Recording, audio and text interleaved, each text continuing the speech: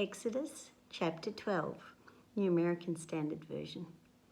The Lord said to Moses and Aaron in Egypt, "This month is to be for you the first month of your year. Tell the whole community of Israel that on the 10th day of this month, each man is to take a lamb for his family, one for each household. If any household is too small for a whole lamb, they must share one with their nearest neighbour, having taken into account the number of people there are. You are to determine the amount of lamb needed in accordance with what each person will eat. The animals you choose must be year-old males without defect, and you may take them from the sheep or the goats. Take care of them until the 14th day of the month, when all the members of the community of Israel must slaughter them at twilight. Then they are to take some of the blood and put it on the sides and tops of the door frames of the houses where they eat the lambs. That same night they are to eat the meat roasted over a fire, along with bitter herbs and bread made without yeast. Do not eat the meat raw or boiled in water, but roast it over a fire with the head, the legs, and internal organs. Do not leave any of it till morning. If some is left till morning, you must burn it. This is how you are to eat it, with your cloak tucked into your belt, your sandals on your feet, and your staff in your hand. Eat it in haste. It is the Lord's Passover. On that same night, I will pass through Egypt and strike down every firstborn of both people and animals, and I will bring judgment on all the gods of Egypt. I am the Lord.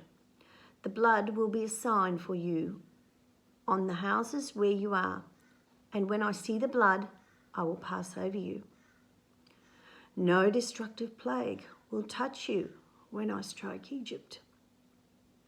This is a day you are to commemorate for the generations to come.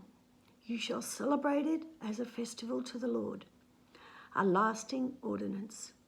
For 7 days you are to eat bread made without yeast. On the first day, remove the yeast from your houses, for whoever eats anything with yeast in it from the first day through the 7th day must be cut off from Israel. On the first day, hold a sacred assembly, and another one on the 7th day. Do no work at all on these days except to prepare food for everyone to eat. That is all you may do. Celebrate the festival of unleavened bread, because it was on this very day that I brought your divisions out of Egypt. Celebrate this day as a lasting ordinance for the generations to come. In the first month you are to eat bread made without yeast from the evening of the 14th day until the evening of the 21st day. For 7 days no yeast is to be found in your houses, and anyone, whether foreigner or native born, who eats anything with yeast in it must be cut off from the community of Israel. Eat nothing made with yeast. Wherever you live, you must eat unleavened bread." Then Moses summoned all the elders of Israel and said to them, "Go at once and select the animals for your families and slaughter the Passover lamb. Take a bunch of hyssop, dip it in the blood in the basin, and put some of the blood on the top and on the side, both sides of the doorframe. None of you shall go out of the door of your house until morning. When the Lord goes through the land to strike down the Egyptians, he will see the blood on the top and the sides of the door frame and will pass over that doorway, and he will not permit the destroyer to enter your house and strike you down. Obey these instructions as a lasting ordinance for you and your descendants when you enter the land that the Lord will give you as he promised. Observe this ceremony. And when your children ask, 'What does this ceremony mean to you?' then tell them, 'It is the Passover sacrifice to the Lord, who passes over the house of the Israelites in Egypt and spares our homes when he struck down the Egyptians. Then the people bowed down and worshipped. The Israelites did just what the Lord commanded Moses and Aaron. At midnight, the Lord struck down all the firstborn in Egypt, from the firstborn of Pharaoh, who sat on the throne, to the firstborn of the prisoner who was in the dungeon, and the firstborn of all the livestock as well. Pharaoh and all his officials and all the Egyptians got up during the night, and there was loud wailing in Egypt, for there was not a house without someone dead. During the night, Pharaoh summoned Moses and Aaron and said, "Up, leave my people, you and the Israelites. Go, worship the Lord as you requested. Take your flocks and herds as you have said, and go, and also bless me." The Egyptians urged the people to hurry and leave the country, for otherwise, they said, we will all die. So the people took their dough before the yeast was added and carried it on their shoulders in kneading troughs, wrapped in cloth. The Israelites did as Moses instructed and asked the Egyptians for articles of silver and gold and for clothing. And the Lord had made the Egyptians favourably disposed towards the people, and they gave them what they asked for. So they plundered the Egyptians. The Israelites journeyed from Ramesses to Succoth.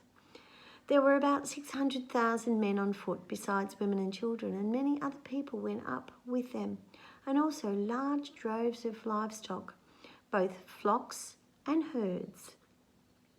With the dough the Israelites had brought from Egypt, they baked loaves of unleavened bread.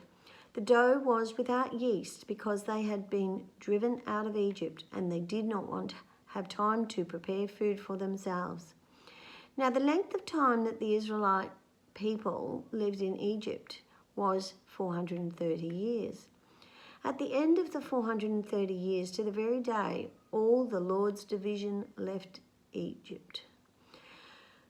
Because the Lord kept vigil that night to bring them out of Egypt, on this night all the Israelites are to keep vigil to honour the Lord for the generations to come. The Lord said to Moses and Aaron, "These are the regulations for the Passover meal.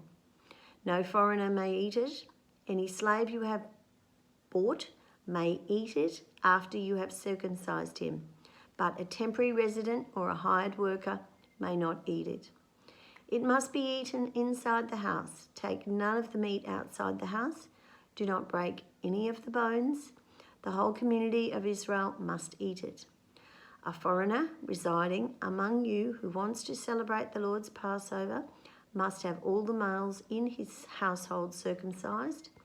Then he may take part like one born in the land. No uncircumcised male may eat it. The same law applies both to the native born and to the foreigner residing among you." All the Israelites did just what the Lord had commanded Moses and Aaron, and on that very day the Lord brought the Israelites out of Egypt by the divisions.